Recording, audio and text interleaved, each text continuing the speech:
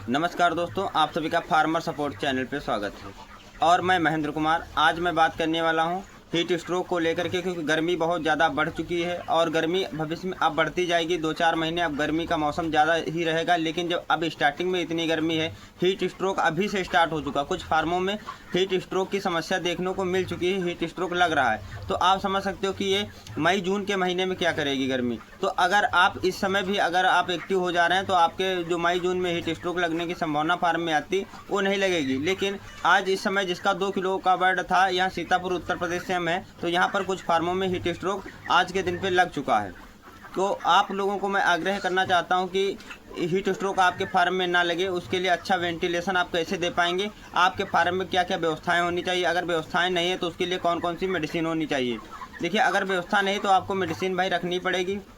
अगर व्यवस्था है तब भी मेडिसिन रखें, क्योंकि कभी कभी व्यवस्थाएं फेल हो जाती है। जैसा कि मेरा एक फोगर लगा हमारे फार्म में, तो इससे हीट स्ट्रोक की कोई संभावना नहीं बनती। हम दिन में कई बार फोगर को चला देते हैं, जिससे कि तापमान इसका डाउन हो जाता है और मुर्गा मस्त हो जाता है और हफन जो उसकी होती है, जो पंप करता है, वो कम हो जाती है, जिससे कि हीट स्ट्रोक के चांसेस कम हो जाते हैं। लेकिन ऐसा हुआ कि मेरा मोटर ही ख़राब हो गया, तो ऐसे मौसम में वो दवाई काम कर जाती है। तो उसके लिए हम आपको कुछ दवाइयाँ बताएंगे और साथ ही साथ में मैनेजमेंट के बारे में हम आपको बताएंगे। तो सबसे पहले हम आपको दवाई में बता दे रहे हैं कि आपके फार्म पे पैरासीटामॉल होना चाहिए। पैरासीटामॉल जो 500 mg का आता है, डोलो का हो, कालपाल हो, कोई भी ब्रांड होना चाहिए, लेकिन 500 mg का पैरासीटामॉल हर वक्त फार्म पे होना चाहिए। अगर मुर्गा 1700-1800 ग्राम के करीब है तो इतनी व्यवस्था आपके पास पैरासीटामॉल की होनी चाहिए जितना आपका बर्ड है। 40 किलो पर एक टेबलेट पैरासीटामॉल की लगाई जाती है। पहले हम बता दे रहे हैं, उसके बाद आपको हम पूरा डोज आसानी से समझाएंगे इसी वीडियो में, उसके बाद आप वीडियो छोड़ के जाइएगा। और आपके फार्म पर इलेक्ट्रोलाइट, इलेक्ट्रो करके कई तरीके के पाउडर आते हैं जो इलेक्ट्रॉल बोला जाता है, ठीक है।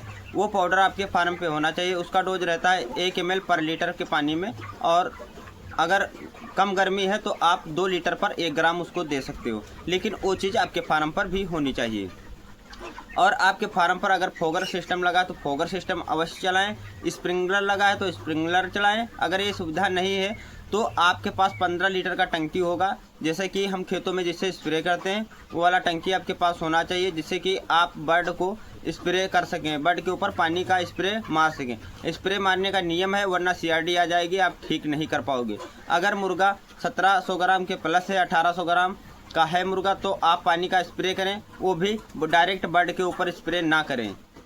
अगर डायरेक्ट बर्ड के ऊपर स्प्रे आप कर रहे हो पानी का, तो इससे ये होगा कि उसको CRD बहुत जल्दी बनेगा, क्योंकि उसके जो नाक के सुराख होते हैं, आंखें होती हैं, उस पर डायरेक्ट पानी जाता है, चांसेस बहुत जल्दी बढ़ जाते हैं। श्वसन नली से पानी जैसे श्वसन नली में जाएगा, उसके बाद CRD बनना तय हो जाएगा। लेकिन आपको क्या करना, ऐसे उल्टा पकड़ना ऊपर की तरफ। मेरे पास टंकी नहीं, वरना एग्जाम्पल के तौर पर मैं आपको पकड़ के दिखा देता। तो आपको ऊपर की तरफ रखना है और उसके ऊपर पानी गिरेगा, ऐसा नहीं पानी नहीं गिरेगा, लेकिन ऊपर रखोगे तो बहुत महीना हल्का सा, बहुत बारीक सा बूंद आएगा, बहुत हल्का, जैसे धुएं के टाइम में पानी गिरेगा। तो उस हिसाब से आपको इसके ऊपर पानी डालना है और आपको ज़्यादा बर्ड को भिगोना नहीं है। और फार्म के अंदर हर 30 मिनट बाद आपको राउंड मारना है। हो सके तो अगर गर्मी ज़्यादा तो फीड ना दें दोपहर के टाइम, ऐसा फीड लगाएं शाम को कि 10 बजे फीड ख़त्म हो जाए फार्म के अंदर। फीड नहीं रहना चाहिए 11, 12, 1, 2 बजे तक, 3 बजे तक बिल्कुल फीड ही ना रहे। उसके बाद आपको फीड लगाना कब है, फीड लगाना आपको शाम के 7 से 8 बजे के टाइम। हालांकि मौसम 5 बजे ठंडा हो जा रहा है तो आप 5 बजे लगा सकते हो। मैं ऐसा कोई टाइम नहीं दे रहा हूँ कि आप इसी टाइम लगाइए। आपको जब लगे कि मौसम ठंडा है कि बर्ड खाएगा, वो पलटेगा नहीं, उल्टा नहीं होके मरेगा, तब आप फीड लगा सकते हैं। अगर बर्ड बहुत तेज़ी से पंप कर रहा है, आप फीड उसको दे रहे हो, तो नहीं मोडल्टी होगी, तो वो आपका फीड तब भी व्यर्थ जाएगा। वो फीड खाएगा, उसके बॉडी में वो वेट इंक्रीज नहीं करेगा, लेकिन वो उसको केवल जीवित रखेगा और उसके बाद वो वीट में कन्वर्ट हो जाएगा, जिससे कॉक्सी टाइप की बीमारी होती है ना, उस टाइप की वो वीट करने लगेगा जब गर्मी में फीड खाएगा। तो इसीलिए ठंडे मौसम में हम इसको फीड खिलाएंगे। और साथ ही साथ में हम आपको बता दें, पैरासीटामॉल जो है उसको आपको 40 किलो बॉडी वेट पे तब लगाना जैसे कि बैठ के मोडल्टी हो रही है। कभी कभी गर्मी से बैठ के मोडल्टी हो जाती है, जैसा कि हमारे फार्म में भी 4-5 मोडल्टी कल हो गई थी 5000 बच्चे पे। तो उस हिसाब से मैं आपको बताना चाहूँगा कि आप किस हिसाब से डोज देंगे जिससे कि आपके फार्म में मोडल्टी ना हो। ऐसा नहीं मेरे फार्म में मोडल्टी नहीं होती, हमारे फार्म में भी है। जब ऐसा सब कुछ होता है तभी हम आप तक जानकारी पहुँचा पा रहे हैं। और तो आपको पैरासीटामॉल अगर बैठ के मोडलिटी हो रही है तो 40 किलो पर देना। लेकिन अगर आपके फार्म में मोडलिटी नहीं हो रही है और सब कुछ सही चल रहा है, लेकिन आप सिर्फ ये डर रहे हो कि हीट स्ट्रोक फार्म में ना आए, कि मोडलिटी हो जाएगी हीट स्ट्रोक से, तो वहाँ पर आप 70 किलो पर एक पैरासीटामॉल दे सकते हो।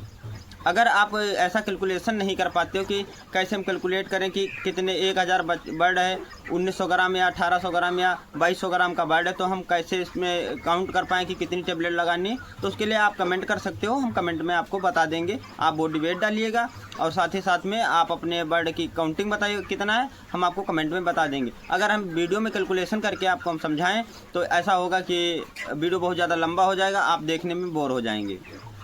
तो आपको क्या करना है, अगर बीमारी है फार्म में तो आपको 40 किलो पे देना, अगर बीमारी नहीं तो 70 किलो पर देना है। लेकिन और हीट स्ट्रोक की जो मोडलिटी होगी, उस बर्ड का जो चेस्ट होगा, सीना होगा, ये रेड कलर में कन्वर्ट हो जाएगा, लगभग रेड कलर में रहेगा। जब तक बर्ड हीट रहेगा, जब आप मोडलिटी होगी तुरंत आप उसको उठा के देखोगे तो हल्का रेड कलर में मार जाएगा। उसके बाद लगभग 30 मिनट बाद वो हल्का ब्लैक हो जाएगा, सीना हल्का ब्लैक धब्बे हो जाएंगे यहाँ सीने पर, और उसके बाद वो ऐसे ही जाम हो जाएगा। तो हीट स्ट्रोक की मोडलिटी की ये पहचान है। अगर आपके फार्म में आज 10 मोडलिटी हीट स्ट्रोक से हो गई हैं तो आप मान के चलिए अगर नेक्स्ट डे उतनी ही गर्मी हो रही है तो आप उस मोडलिटी उठा नहीं पाओगे, इतनी मोडलिटी हो जाएगी अगर ये व्यवस्थाएं फार्म पर नहीं हुई।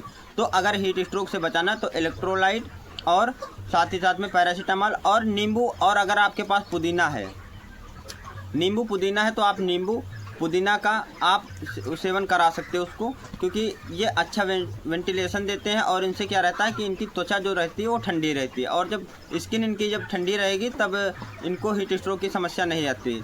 और हो सके तो रेत पर ही इस समय प्लेसमेंट करें, बालू पर ही चूजा डाल लें और भूसी पे ना डालें, क्योंकि मेरा एक सेट था, 2 सेट है हमारे, एक सेट में उस पर भूसी पे पड़ा था, ये धान की जो भूसी होती है उस पर पड़ा था, और एक पे रेत पे। तो हमारे रेत वाले फार्म में मोडलिटी नहीं हुई थी जब ज़्यादा गर्मी हुई थी, और भूसी वाले फार्म में मोडलिटी हो गई थी। तो उसकी मैंने भूसी मान के 34 दिन का बर्ड हो गया था, 34 दिन पे मैंने भूसी निकलवाई, 34 दिन पे बालू डलवाई है, रेत डलवाया है। तब आप समझ सकते हो कितनी ज़्यादा गर्मी से हम परेशान हो चुके थे। हमें लग रहा था कि इसमें मोडलिटी होना स्टार्ट हो जाएगी और मोडलिटी बहुत ज़्यादा हो सकती, इसलिए मैंने रात ही में वो भूसी हटवाई और उसके बाद बालू डलवाया। तो आप ऐसा रखिए कि आप हरदम तैनात रहिए। देखिए गर्मी का मौसम है और फार्म पर हरदम मौजूद रहिए, हर 30 मिनट बाद घूमिए। बर्ड जितना हो सके उतना उसको पानी पिलाने की कोशिश करें दिन में। रात में वो तो पानी दाना सब अपने हाथ से फीड इंटेक वाटर इंटेक अपने लेवल से वो ले लेगा, लेकिन दिन में अगर आप उसको फीड इंटेक करवाते हैं, वाटर इंटेक नहीं से कर रहा है सही से, तो मोडलिटी होना तय है। तो आप अपने हिसाब से एकदम एक्टिव रहिएगा। और भी कोई जानकारी आपको अगर चाहिए तो इस चैनल के साथ आप जुड़े रहिएगा और कमेंट में बताइएगा भाई आपको क्या प्रॉब्लम है। उस पर आपको वीडियो टाइम मिलते हैं हम बना करके आप तक हम पहुंचाने की कोशिश करेंगे। और कोई भी कमेंट गलत ना करें। अगर आपको वीडियो में दी गई जानकारी अगर गलत लग रही है तो आप बिल्कुल बता सकते हो, लेकिन अदर एक यूट्यूब चैनल वाले भैया हमको परेशान करके रखें, वो इतना कमेंट करते हैं। हमारे पास एक वीडियो पे कमेंट किए हैं, सीआरडी को लेकर के था, तो वो इतना ज्ञान बांट दिए कि हमारा मन यही कर रहा है कि वीडियो हम खुद ना अपलोड करें। तो ऐसा ज्ञान कोई लोग ना दो कि जिससे कि कोई आदमी परेशान हो जाए, बोर हो जाए। तो अगर आपको कोई जानकारी लेना है, अगर मेरी जानकारी दी हुई आपको गलत लग रही है तो आप उसका यूज ना करें और साथ ही साथ में मेरे वीडियो ना देखें। चैनल सब्सक्राइब अनसब्सक्राइब कर दें। अगर आपको जानकारी अच्छी लग रही है तो चैनल को सब्सक्राइब कर लें और एक प्यारा सा कमेंट कर दें, वीडियो को लाइक कर दें। और आज के इस वीडियो को हम यहीं पर समाप्त करेंगे। अगली वीडियो में मिलेंगे हम आपको नई जानकारी के साथ।